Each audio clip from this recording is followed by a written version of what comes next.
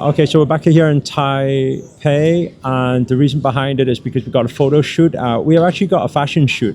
Interesting enough, it just an opportunity came up, and we're going to be featured on New York Times Square for a whole week on the actual Times Square Center where you see all the advert banners. So we're going to be in there in the new year, and that's why we came for the shoot. While we came for the shoot, we decided that we're going to make a song while we're here and also have a meet and greet event on 11/1, so 111 on the 1st of November. So it's going to be fun, and we'll see how it all goes. But the only thing is, I just sacked our music producer, like literally just like 10 minutes ago. So right now, we only have producer Long, who's going to make the song for us instead. Yeah, low-key bag along the way, just so that I can... I don't know, put my phone in, keep my phone safe, you know. Oh, we can do a what's in the bag video. Have a guess what's in the bag. Have a guess, comment below what's in the bag. It's good, we're nice and safe. We have 2 security with us all the way.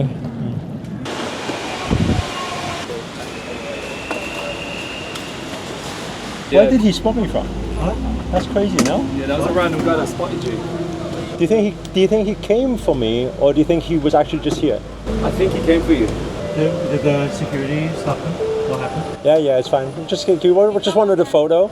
You have recently sacked the producer. Recently, as in like 1 hour ago, yeah. What made you do that? I think a lot of things is about alignment, you know?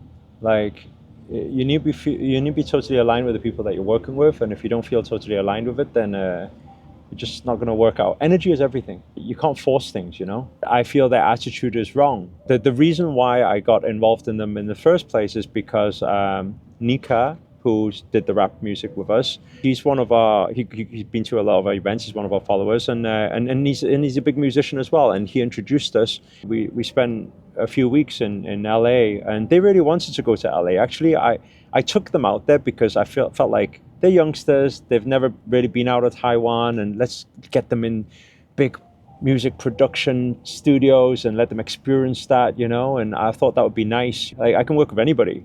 You know, if I'm paying money, I can pay anybody. I chose them because it's Nika's friend, and that's not even the main problem. The main problem is that nothing was created.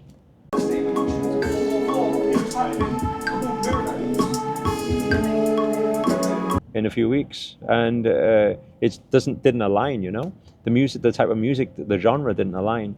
They didn't produce anything in the end, but because I wanted to produce music, we took one piece that we had created and we said, let's just make this one. So if you look at it, I paid for the trip to US, accommodation, flights. One of the guys already said, can you give me can you give us some money each, just as so I gave them around $1,000 each. Like, at the end of it, that was for nothing. And I was still okay with it, because it's like, okay, how I felt was like, yeah, I paid a few $1,000s, but it's a learning. I get to know myself a little bit better, so I'm okay with that. That's fine. It's okay. It's past now, you know. At least I know that I'm not going to do it again. I received a message yesterday from one of them and said that he's not happy because everybody on the team seems to be giving different opinions on the music, and it's very hard to create music that way, and we need to stop people giving opinions and things like that, and then we can get on with our music stuff. Actually, it's not my team giving advice. That's all my advice. Like, we are all thinking the same. Me and my team, we want the same thing.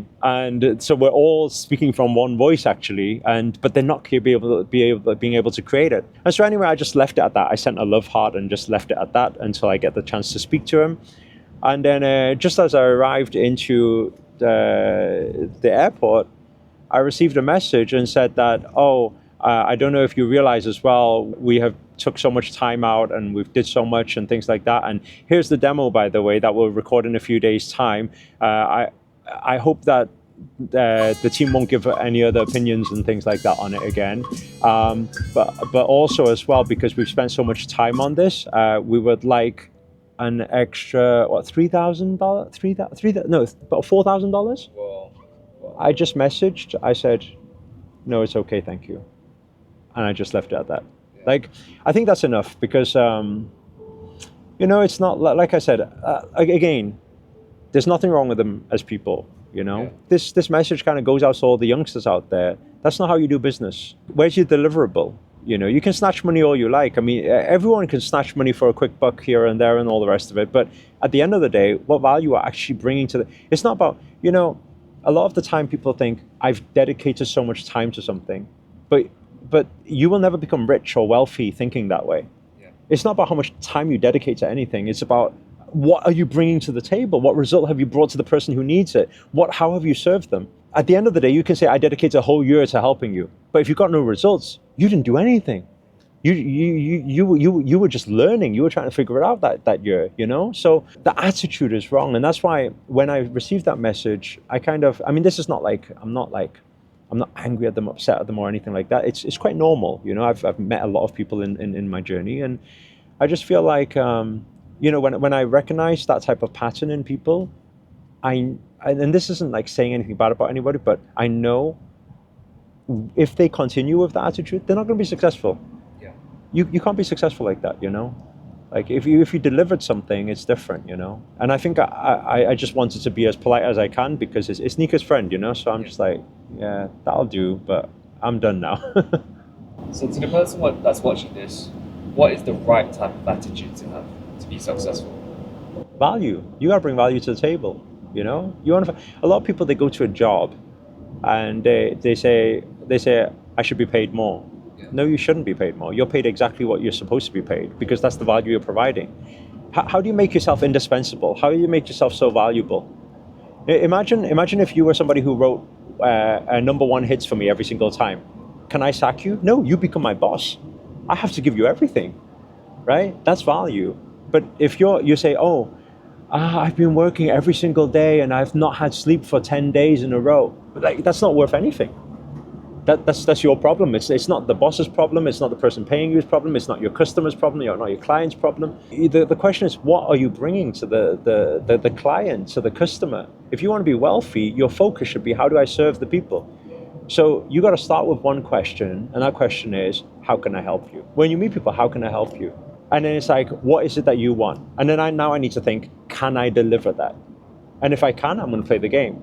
And if I play the game, okay, then there'll be a exchange for exchange, the energy exchange and the money exchange, right? From a producer saying that, we're going to give you this, but I hope you don't give any more opinions. That means you're not doing what we want. You're doing what you want. So why am I paying you for you doing what you want? It makes no sense whatsoever. So moving forward, what would you do differently, the things that you learned from this experience as an artist in a record label?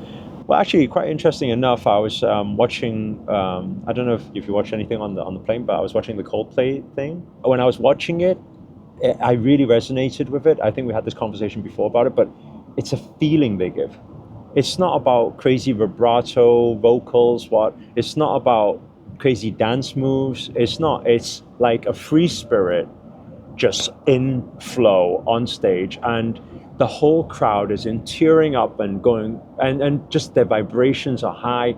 The beat raises their vibration, and I was just watching that and I was like, I feel like contrast that with what we were experiencing for a week of producing in LA was kind of like a da da da da da da da da da. A person can only give out the vibration that they have. Then I ask myself the question, is that what I want to put out to the world? No, it's not. What I want to put out to the world is I want to put out music or frequencies that will heal the world. And that's what I observed when I watched that Coldplay documentary. So I was like, we're going to get back to the drawing board. Like I said, we have plenty of producers and people, and I'm sure we'll figure something out. But regardless, we're going to produce an awesome, healing, high vibrational track this trip. Within the next 2 weeks. 郑丽雅 ，Hello， 你好，又见面了，从美国到台北。